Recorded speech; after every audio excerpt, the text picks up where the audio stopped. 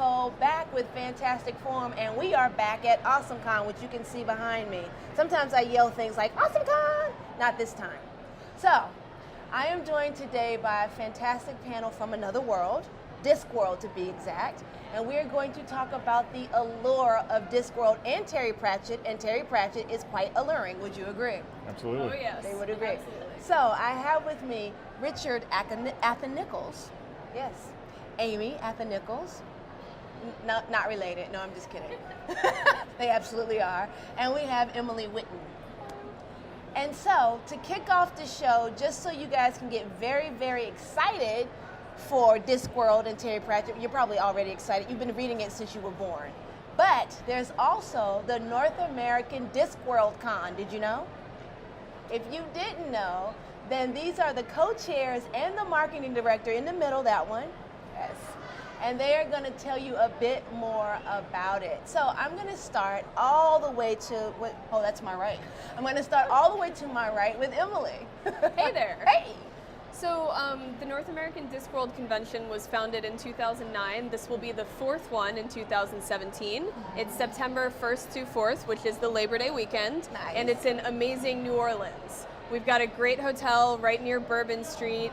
And for those of us who are Discworld fans, we will already know that Witches Abroad, one of Terry's books about the three of the witches, takes place in Genoa, which is in fact an analog for New Orleans. I didn't know that. It's pretty cool, and in that book they have something that's called the Banana Nana Daiquiri, because Nanny Og knows it's a banana daiquiri but doesn't know how to stop spelling banana, so it's the Banana Nana Daiquiri. And in fact that comes from when Terry actually visited New Orleans and late in the day sat down and said, oh, I need a drink. And he drank an entire Banana Nana Daiquiri, not realizing how strong it was. He drank another and like half of another. And then it hit him the next day and he was like, wow, New Orleans. And so we're having the con there. It's going to be amazing. We've got great guests. We love going and doing it every time that we do, and we're really looking forward to it. Great. You have anything to add, Richard? Like Emily said, we've got some great guests. We've got Stephen Briggs, who reads a lot of the audiobooks for ISIS audio publishing. So that's one of our main draws. The Josh Kirby estate are going to be there, so the book covers from that. We're looking forward to having them there. Just some really, really good guests. Terry's former longtime agent, Colin Smythe, will be there. Oh, yeah. He's always good. And then we have Pat Harkin, who's a long-time collaborator with Terry, especially on the medical side. He's a pathologist in the real life, a teaching pathologist, so he knows interesting stuff. Terry would call him up and be like, well, how much force does it take to rip off a person's head? And Pat would be like, I think I know the answer, but let me just check with one of my colleagues. So interesting stuff like that. So he has a lot of anecdotes and stories to tell. Not that I need to know for any reason, but should I wish to rip off a person's head, how much force would I need? I don't know, you have to ask Can we Pat, phone talk a to Pat friend? Harkin. We'll call Pat Harkin and see what he says about that. Perfect. We need to know. Right. I mean, not. I don't personally. One would hope not, but just for intellectual curiosity, sure. So, Amy, I'll start with you. What is the allure of Discworld?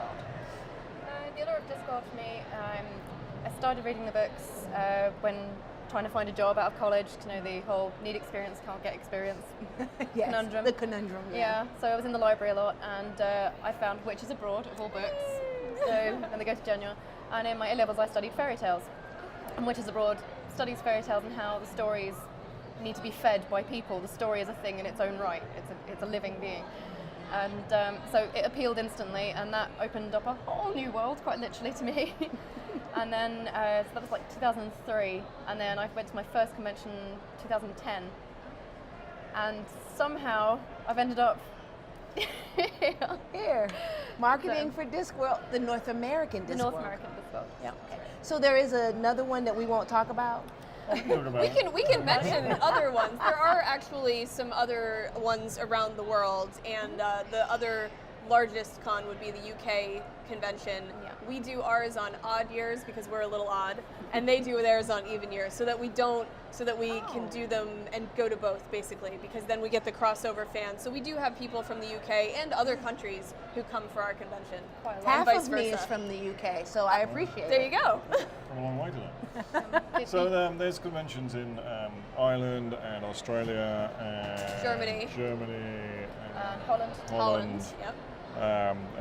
And then as well as the conventions, there are a lot of what they call mini gatherings. So we were talking about this yesterday at a panel here at Awesomecom about how fans become family, and it's really like, once you've been to one, you don't even have to go to two. You suddenly get enveloped into this family of Discworld. Because we all like this same stuff. We all appreciate what Terry did, and it's just like, we should get together, let's get together this weekend, and then there'll be like a dozen or 2 dozen fans that just get together. And that camaraderie keeps come up building. and they go for, just for dinner together, and they'll just talk, and they won't even talk Discworld, and that's the funniest thing. You don't even, oh, really? Well, a lot of Discworld fans are also most Discworld fans I know are extremely accomplished, educated, intellectual folks who have many varied interests, sometimes multiple degrees in different things. Otherwise, you can't read Terry Pratchett. It's like the book won't open. It's got footnotes on footnotes and layers. And then there are little kids and things like that. I mean, you get people who are 90 years old and people who are like 10 years old or 8 years old who all love Terry's books. But what Richard was saying, like at a Comic-Con, you might walk around and you see 5 or 6 of your friends on the floor and you're like, hey, and you run into each other. At a Discworld con, that's like the whole con. You always know, like, I don't know, 2/3 plus of the people that are at the con with you, even if you've only just been to one before or something. I was going to say, it takes you at least an hour to leave the room at a Discworld It convention. does. Just because you have to say all the It takes goodbyes. like 2 hours, so. I actually said a couple of years ago, the traditional greeting of Discworld fans is arms wide open. It's like, hey! Or I'll buy you a drink, would you like a drink? So if you're trying to do anything at a convention like us illustrious committee members do, we're trying to get from A to B, and you're trying to get through a hotel, and everybody tries to talk to you, not because of who we are, but just because it's somebody you know from a previous convention or through Discworld somehow, and it's just like, hey, good to see you. So to that point, tell me briefly your favorite stories from Discworld cons past. Oh, so many. I used one yesterday. I don't know if I should use that again. You start. Wow. So Emily says there are so many. I mean, I've been I was at the first original Discworld convention in 1996 in Manchester, UK,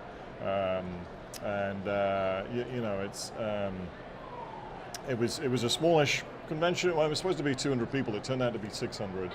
Got to know some of the organisers, and throughout the years, I've got more and more involved. I started as a gopher. I'm now a con chair or co-chair, and it's like your involvement grows, and you can do as much or as little as you like. Through the years, I've done some interesting stuff for the convention, as well as chairing. I chaired the 2013 North American Convention, but in the UK convention, I've been involved in their Monday play.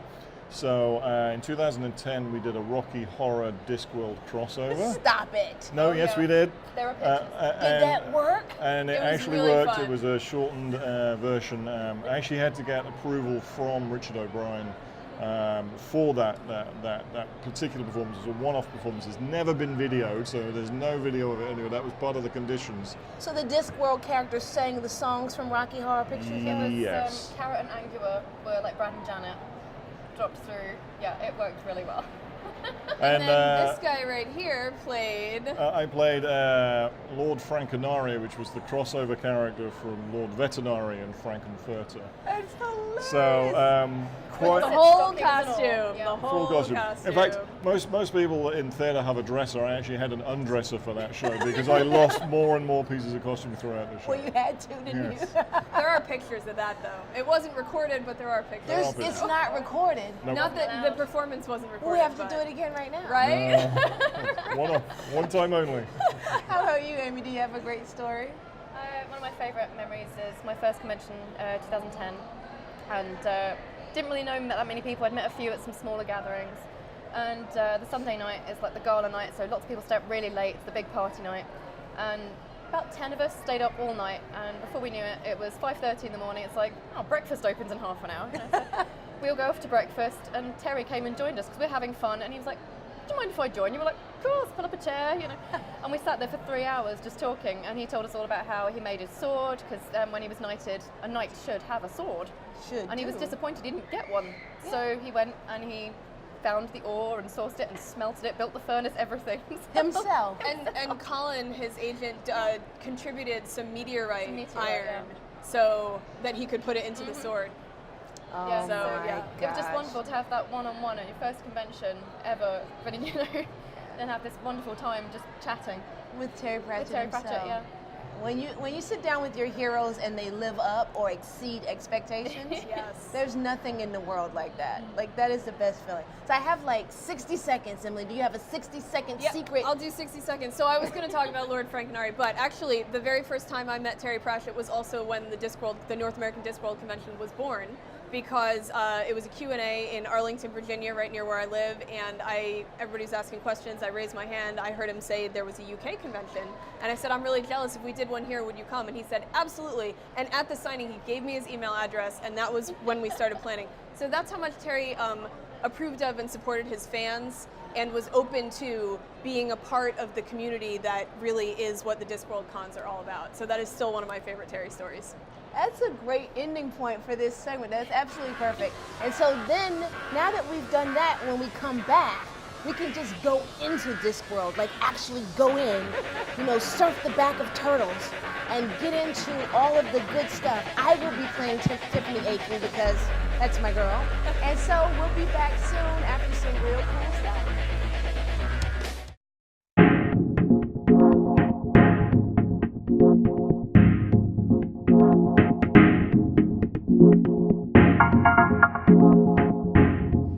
It is Billy here with Mr. Billy Tucci. So nice to talk to you again. I've talked to you a few times over the years. Two Billies, here we are. Now, what I want to ask you about, first of all, this is something brand new. Roll Hard, right? Roll Hard, this is our debuting here. Well, it debuted at San Diego, but I guess the East Coast debut of my new graphic novel based on a book called License to Kill by Robert Young Pelton. And it deals with the war in Iraq, the real seedy side of the war in Iraq with security contractors, and it's a real brutal book. But it tells a part of the war that's very rarely covered, about this group of misfits, really very, very capable men, former military, former police officers who now work for the State Department. And they're the ones that have to ferry all the diplomats and things like that from one area, say the airport, Baghdad International Airport, to the green zone, and they're always getting shot at. They're always getting hit with IEDs. So it's I'm really proud of it, of the book. Right. And you're not a stranger to the war and military genre, having done Sergeant Rock. Yeah. And what's the latest? Are you still working on it? Well, no. The Sergeant Rock I did was I did a couple of shorts, miniseries, things like that, and I have a new one I want to pitch to DC hopefully this week. I think I have a great one, so wish me luck with that. Great. Well, good luck. You know. And another project that you have worked on that I absolutely loved, and I read myself, A Child is Born, a couple Christmases ago. So what's the latest on that? Yeah, well, that's my dream project, really, and it's just such a sense of positive energy, and I feel so blessed to have done it, and I've always wanted to do the Christmas story. So we just did a hardcover gift edition, and it won the Christian Small Press Book of the Year in the gift edition in the hardcover, and that's coming out this Christmas again. And next we're going to work on a book that we have tentatively titled 7 Days, and it's the Easter story. And from the Sermon on the Mount and the Beatitudes to the resurrection. So that's what we're looking at. Either, again, 7 days or INRI. We're not quite sure. So it's pretty cool. I will look for that. Thank you so much. It's been great to talk to you. Thank you. Okay. Have a great show. Thank you. Thanks for having me, guys. Hey everybody, I'm Kim Poirier, and you're watching Fantastic Forum.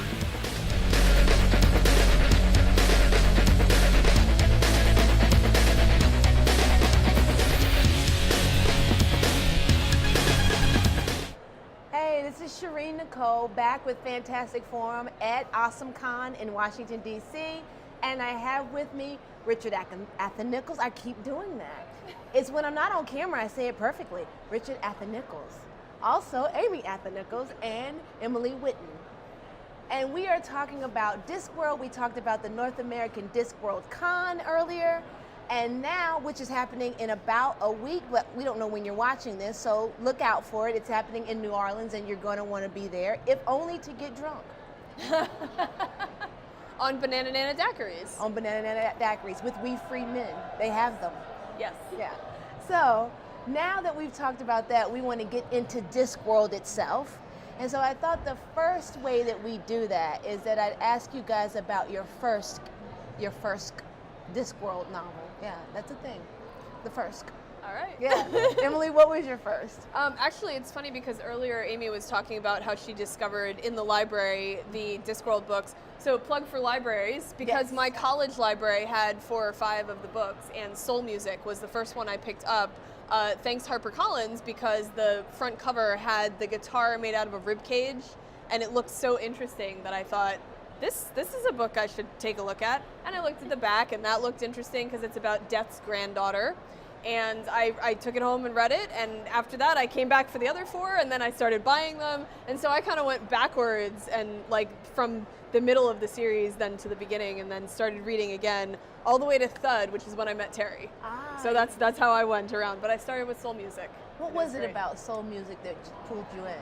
I mean, the thing that's in almost all of Terry's books is just the humor, the satire. Obviously, in the beginning, he did more of a straight parody, and then it grew into this very complex world with well-developed characters and satire and footnotes on footnotes and humor and everything, but also strong messages about justice and about doing what's right and about treating all people well, and those kinds of messages that run throughout his books. So Susan in Soul Music is a very strong character. I almost said a strong female. She's just a strong character, but she also happens to be a female character, and she is thrust into this situation and doing, everything she can to deal with it in her own way. She's not just like staying afloat and figuring out what to do. She's like, I'm gonna go in there and do the thing. I'm very sure that this is what I'm gonna do, even if it's not like how everybody would do it. And so everything about that book and all of his books spoke to me. There's probably a lot more I could say, but those are some of the main reasons. That works well. I'll ask Richard next. Well, my first book was back in 1989, so we didn't have that much of a series at that time. I'm a lot older than these two. So, and back then I was actually on vacation with a high school buddy of mine. It was like our first high school, our first adult vacation together, and taking a train I had a 6-hour train ride from Paris, and I had brought no reading material with me whatsoever. I don't know what I was thinking. How does that happen? I went from reading books at about 11, 12 to reading computer manuals.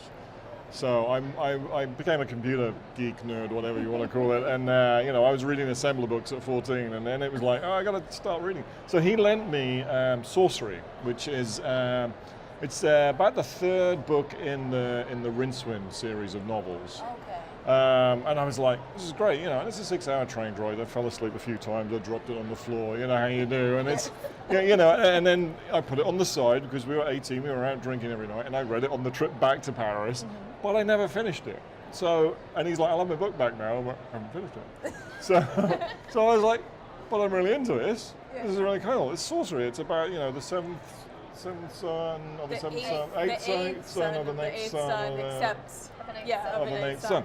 So it's like, and it's very powerful, sorcerer. So I was like, this is kind of cool. And the dungeon dimensions, I think, were in sorcery, and I was like, this is like really. I'm remembering this one. Yeah, now. right. Yeah. So I was like, now I want to read, and I'm going to finish the book, but I want the backstory to Rincewind. So I actually didn't go and read Sorcery from where I'd finished it. I actually went back to the beginning, read The Color of Magic, read The Light Fantastic, worked through the, equal rights, more Weird Sisters, Gods, and then it's Sorcery, I think, somewhere like that. think you're right. I can't. I used to know the whole series in order, and now I'm a failing fan. We won't hold that But the against thing is, you. you don't have to really read all of them in order, which is Right. why sometimes, yeah. And that was the nice thing, you know. I picked up Rincewind. I got the backstory on Rincewind, and everybody, you know, I know maybe not everybody loves Rincewind. I liked Rincewind as a character, and so Sorcery and Interesting Times, you know, with the Red Army, and then he sort of makes these cameo appearances from the Dungeon Dimensions in the later books, and it's just a fun character, you know, that just runs away from everything. So that's the one that got me into it. But yeah, picking up, you know, Equal Rights and Introduction to Granny Weatherwax and Weird Sisters and Nanny Ogg coming in, and it's just like suddenly there's this whole universe of characters that aren't just, you know, the wizards at Unseen University. They're the witches in Lancre. And there's the Watch gets introduced, which is Warport, where the wizards are, kind of, but they don't really cross over. But they do in some books, but not in others. And then so to suddenly get these cameos happening in other books, and you know, Terry used that world, you know, Warport very much based on a large cosmopolitan city, London, New York, DC, who knows, with all the politics and all the machinations that goes on, and you know, you look at Lord Vetinari and the ruler, and one man, one vote, and it's his vote. He's the man, he's got the vote. Right. So, you know, just he used, you know, took that and used that as a reflection of the real world, and was able to, you know, satire huge pieces of this world, and reflect that, and how, like you said, justice should be done, or how about doing the right thing. And you know, he played a little devil's advocate in some of that. You have to play both sides. You have to have the antagonist and the protagonist, Of course. and just you know, showed sort of life. And it's just, I think that was for me that was the insight, or I want to say cleverness, but it's more than cleverness. It was his ability to take that and to reflect the real world, and you can be reading it and being able to relate and understand that. Something about British writers that are so good at satire. Yeah, you mean Douglas Adams. Douglas Adams. Yeah. Because one Neil of the favourite Gaiman. things of British people is to mock ourselves. Well, my mother has, but she likes to mock me as well. Oh, So, yeah. We we'll mock mock each everyone, other. but we like mocking ourselves. so Amy, what about you? I think I mentioned earlier my first one was Witches Abroad. Yes. And because of the fairy tale link, and I just fell in love with the witches. They were so human and so natural, I feel like. And Nanny Ogg's sense of humour is very much my sense of humour. I'm going to be a Nanny Ogg when I'm older, I know I am. So what is it about her, for people who don't know the character?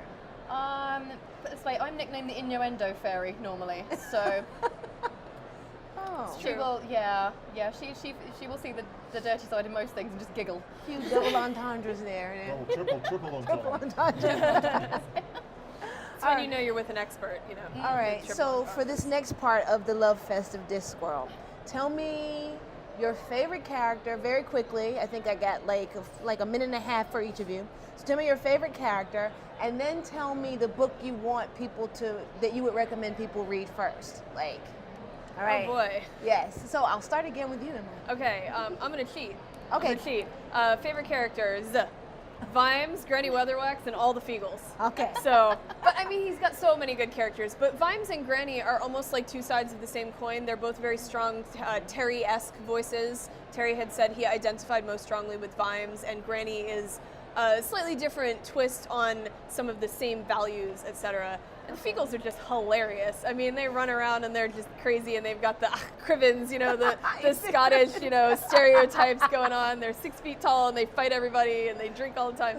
They're a lot of fun. What's your book? What's that? What's the book you say read? So I am so WINTERSMITH is a great Tiffany Aching book. I love it. It's not the first one in her series, but it's my favorite You of gotta hers. go fast though. Yeah, and Night Watch is really good. Okay. And also I often recommend Guards and Carpe Jugulum. Perfect. Amy. Favorite characters: Nanny Ogg. I love Susan and the Death books. I think they're fantastic. They are some of my favorites as well. Thief of Time is just incredible. There's so many characters. Yeah. I love all the Watch characters. They're so great. human. Sam Vimes is just amazing. So what's the book you say people should start with? Guards is good if you like the authoritarian and it's got dragons. Fantasy unless it's got dragons. Exactly, it's not fantasy unless it's got dragons. Okay. I've been telling a lot of kids here, a lot of parents of younger kids, especially if they have younger siblings, read The Wee Freeman, because she's 9 years old and she works out how to defeat the monster by using her little brother as bait. And most kids you tell this to, they go, I like this. Richard, what about you? It's always difficult to choose a favourite character from Discworld, but I think Death, and it's weird to say Death is my favourite character, you know, but Death is just one of those characters. I think, and I'm going to get corrected from the experts on my right, but he was in every book but one. I think you're correct. There was like one. There was one book he was not in. So he was in every book, and the fact he speaks all caps, and you can just hear that resonance in your own head, and because he turns up everywhere, you know. And then there are some books sort of dedicated to his story as well, which is always, you know, I love, you know, Thief of Time. Reaper Man, Soul Music, Reaper Man, The Hogfather. You know, it's like we can go on. We have a whole reading guide down on the booth. As for books to start with, we always try at the booth to talk about. You know, we talk to people. What do you like? What do you don't like? A lot of my favorite books are actually what I call the standalone books. So moving pictures, but I think Small Gods beats that out just a little bit. And if you've got, you know, if you're not too religious, and I have to be careful how I put that. If you're not too religious, Small Gods is great because it parodies and reflects all religions. Yes. And quite the Equal things. opportunity. Equal opportunities. Yes. There you go. On be with you, as they say. All right, so I'll give somebody the last word. Do you want to have one more word on the con? I will say, first of all, everything they just said I agree with, so it turns out all those are also my favorites. But the main thing to say is the North American Discworld Convention this Labor Day weekend, September 1st to 4th in New Orleans at the Sheraton New Orleans, right on Canal off Bourbon Street. We're going to have a great time, great guests. All these, you know, wonderful familial feelings and these happy Terry feelings are going to be there with us, so come join us. And Discworld. So this is Sherin on Fantastic Forum at Awesome Con. Go to Discworld Con. Join the Fantastic Forum fan community on Facebook and follow us on Twitter for all the latest news and updates.